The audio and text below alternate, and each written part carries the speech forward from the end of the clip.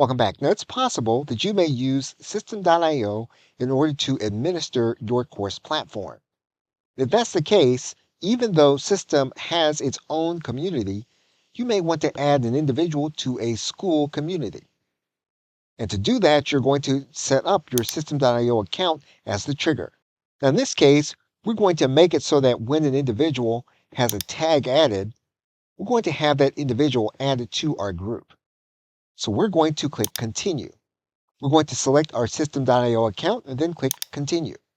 What we are then going to do is we're going to look for the tag, and we're going to select the tag. What we will now do is we will then click Continue. We can then test our trigger. Once we verify the sample information, we can then add in our school account.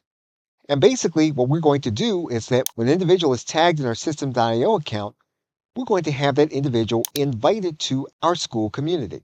We're then going to click Continue. We're going to select our school community. We're going to map the email address. We're then going to go to the courses area. You're going to notice that we have more than one course now. We're going to select the course. We're then going to click Continue. And basically, once we publish this zap, is that when an occurrence happens in our System.io account, we're going to set off an action to have an individual added to our school community. Okay, so with that, thanks, and I will see you in another video.